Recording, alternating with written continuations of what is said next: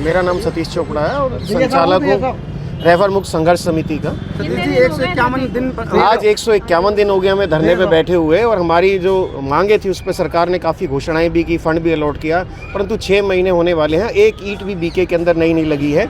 उन घोषणाओं पे इम्प्लीमेंटेशन शुरू ही नहीं हुआ कोई काम अभी तक। ना ट्रोमा केयर सेंटर बने, जो इन्होंने बात की थी कि 500 बेड का ESI ट्रोमा सेंटर बनाएगी, उसके अभी तक कुछ नहीं हुआ।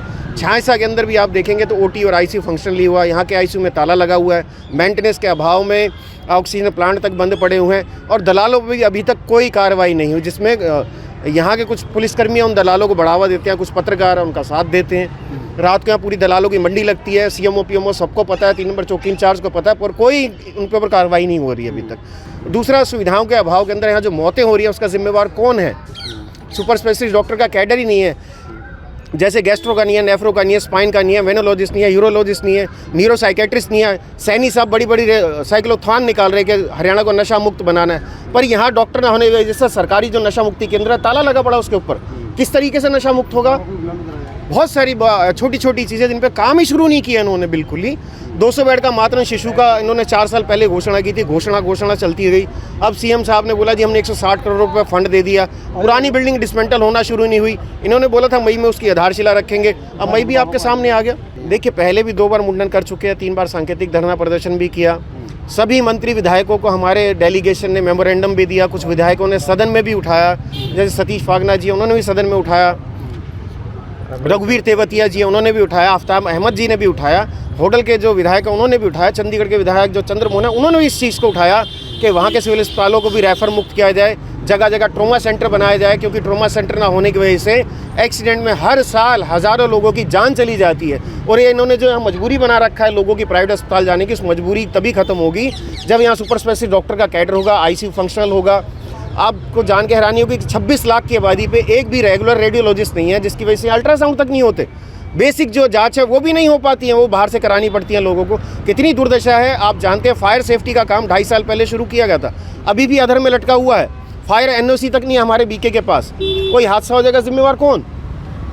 बच्चों का ICU बना हुआ दिसंबर में बन गया था, अभी तक उस पर ताला नहीं खुला, चनाले की मैन पावर नहीं है। बड़ों के लिए 18 बेड का ICU बनाया था 2.5 साल पहले, उसको बन चुका है, उसको चलाने के लिए डॉक्टर नहीं भेजे गए, प्रशिक्षित स्टाफ नहीं है इनके पास। अब डॉक्टर भेज दिए, 12 डॉक्टर MO भेज दिए गए, उसके बाद भी ICU फंक्शनल नहीं कर रहे। पता नहीं इनकी मंशा क्या है ना। लोग मर रहे हैं, इन्हें फ़र्क नहीं पड़ रहा बिल्कुल। क्या कुछ सरकार से कहना चाहेंगे? सरकार से यही कहना चाहेंगे कि भैया आपने जो घोषणाएं की उनके ज़मीन पे उतरे, डेली इनसे प्रोग्रेस रिपोर्ट ले। भाई आज क्या किया आपने, उस घोषणा पे कितना काम हुआ? ऐसे आपने घोषणा करके छोड़ दिया, फंड इनको दे दिया, ये बैठे रहेंगे? क्योंकि मिली भक्ति है यहाँ पे, इनकी मिली भक्ति यही है। ये चाहते ही हैं कि यहाँ पे सुविधाएं डेवलप हो, काम करना पड़ेगा और ये जो सांठगांठ चल रही है प्राइवेट अस्पताल से वो ख़त्म हो जाएगी, है ना। आप देखिए यहाँ पे ब्लड टेस्ट करने के लिए आप कितने सारे यहाँ प्राइवेट उसके घूमते रहते हैं, लैब वाले, प्राइवेट एम्बुलेंस वाले अंदर डॉक्टर के साथ बैठे होते हैं, ड्रेसिंग रूम में बैठे होते हैं, रोकने वाला कोई नहीं है। बिल्कुल मशाल यात्रा हमारी हर रविवार चालू रहती है। अब दोबारा से हमने दूसरा मांग पत्र बनाया जो नई परिस्थिति के अनुसार है, क्योंकि सरकार ने जो 10 बेड के ट्रोमा केयर की यहाँ बात की है वो ऊँट के मुँह में जीरा, भ्रष्टाचार को जन्म देगा। जो पैसा देगा उसका इलाज होगा। हम बार बार ये कह रहे हैं कि A ग्रेड का एक ट्रोमा सेंटर यहाँ बनाए, कम से कम 100 बेड का ट्रोमा सेंटर बनाए, उस पर काम शुरू करें। घोषणा करने से इलाज नहीं मिलता, अखबारों में खबर छपवाने से किसी की जान नहीं बच जाएगी। जान तब बचेगी जब यहाँ पे काम शुरू होगा। उसको आप टाइम बाउंड करें, डेली इनसे रिपोर्ट लें, काम क्या कर रहे हैं यहाँ पे ये।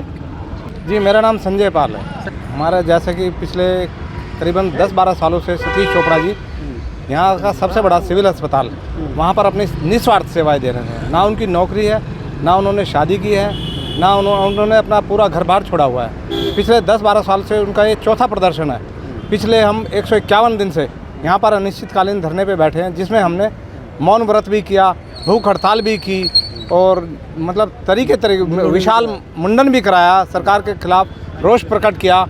हर रविवार को हम मशाल जुलूस निकालते हैं, जिसमें हमारे सतीश चोपड़ा जी की मुख्य मांगे जो थी, और वो उनकी मांगे नहीं, फरीदाबाद की ज़रूरत थी। फरीदाबाद की ज़रूरत ये थी कि फरीदाबाद में एक बड़ा A ग्रेड का ट्रोमा सेंटर बनाया जाए, सिविल अस्पताल में सुपर स्पेशलिस्ट डॉक्टर हों, स्पेशलिस्ट हॉस्पिटल्स हो, और जो झांसा में मेडिकल कॉलेज बना हुआ है उसमें जो ICU फंक्शन किया जाए, OPD फंक्शन की जाए। 550 डॉक्टर्स हैं, जिसमें जहाँ पर 550 का स्टाफ है, 3.5 करोड़ रुपए कम समथिंग कुछ सैलरी जा रही है। जहाँ पर अभी तक कुछ भी वहाँ पर जो बच्चे डॉक्टर्स हैं लेकिन वहाँ पर मरीज नहीं है। दूसरी तरफ सिविल अस्पताल बीके हॉस्पिटल जो था पहले, जिसका नाम जिला नागरिक अस्पताल है, वहाँ पर मरीज जो प्रतिदिन 2,500 से 3,000 की ओपीडी होती है, वहाँ पर डॉक्टर्स नहीं है। तो हमारी मुख्य मांग ये थी कि एक बड़ा सिविल हॉस्पिटल जो बड़ा ट्रॉमा सेंटर की A ग्रेड का ट्रॉमा सेंटर दिया जाए, और यहाँ पर मुख्य मांगे हमारी तो A ग्रेड ट्रॉमा सेंटर की थी।